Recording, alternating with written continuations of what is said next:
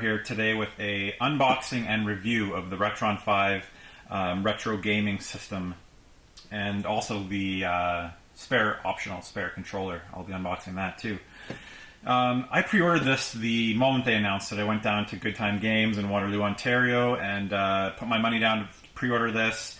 And they got the copy. They got the systems in today. I was there first thing in the morning to pick it up, and couldn't wait. I've been anticipating this system. I probably had more anticipation for this system than I did the Xbox One, to be completely honest.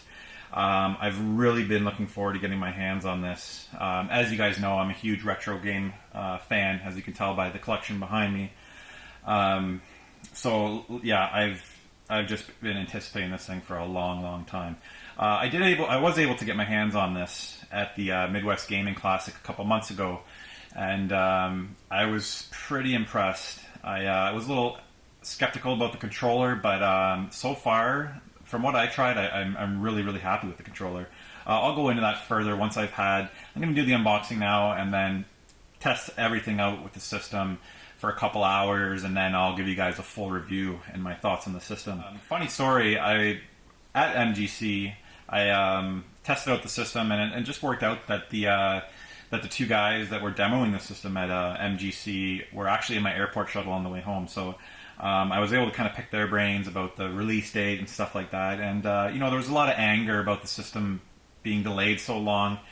I don't have a problem if a company wants to, let something bake until it's completely done, until they're comfortable releasing the console. The last thing you want to do is release a system and have it have faulty components or whatever it is. So I really didn't have an issue with it being delayed.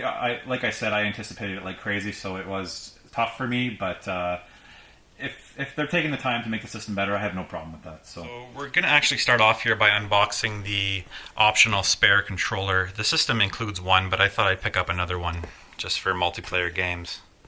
So I have my blade here, no more fumbling around.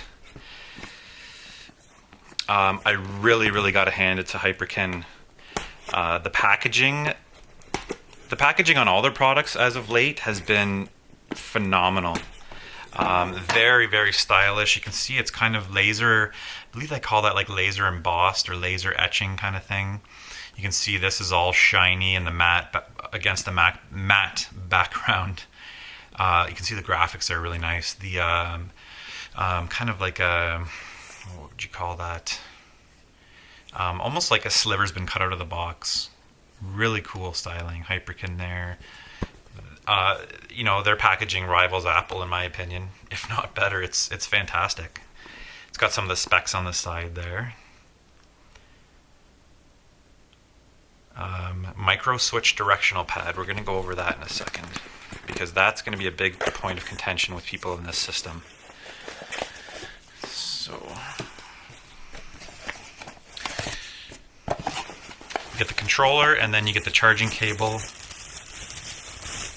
which is, I believe, micro USB.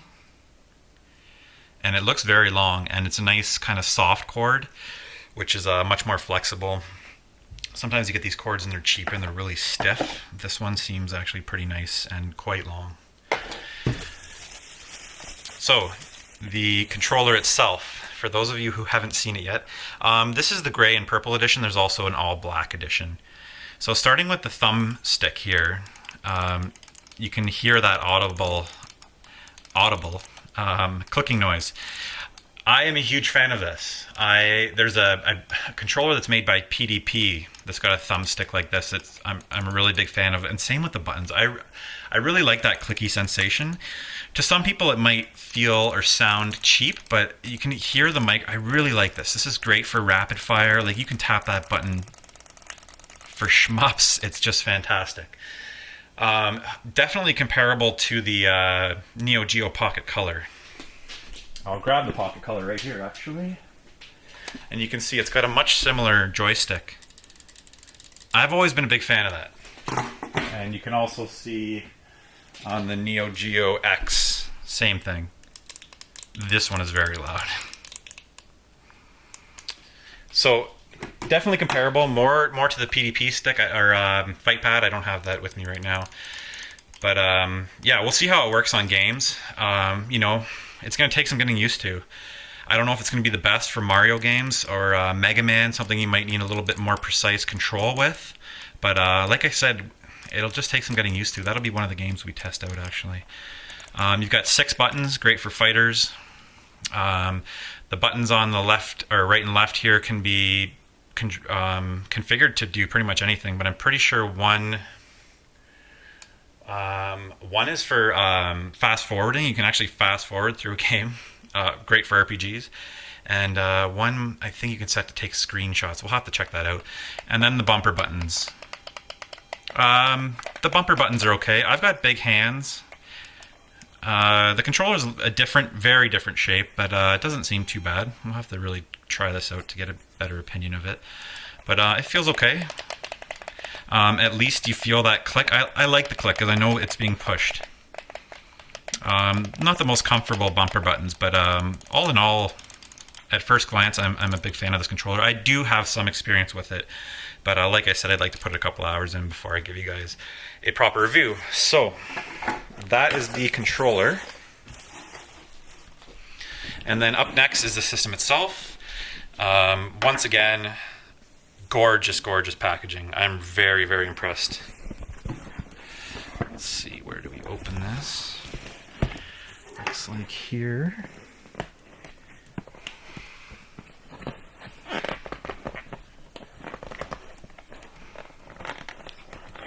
Careful. And of course, I opened it upside down. Still perfecting this unboxing thing, as you guys well know. Not always the most professional.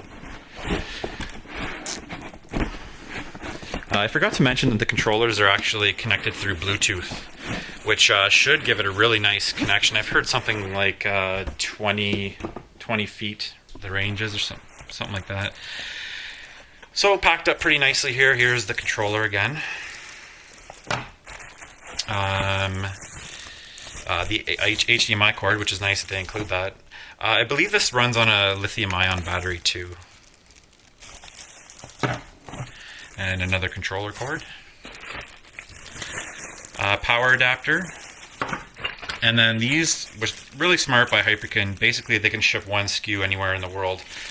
They got the European, Japanese, I believe, power plugs, adapters.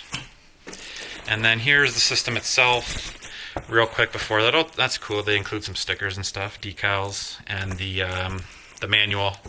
I actually do enjoy flipping through the manual for stuff like this.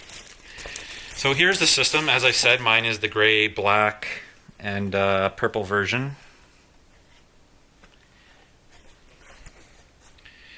This is actually the back of the system. So you got your HDMI, your SD card slot, your USB connection, and your AC power adapter. Flip it around here, that's the front. So you've got Famicom, NES, Super NES, Genesis. You can play Super Famicom in here.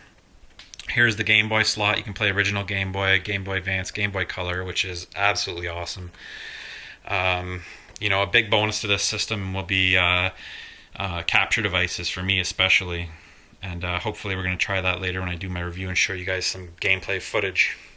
The system actually feels quite good. I'm actually impressed. It feels like a decent build. I know that, you know, things are made different these days.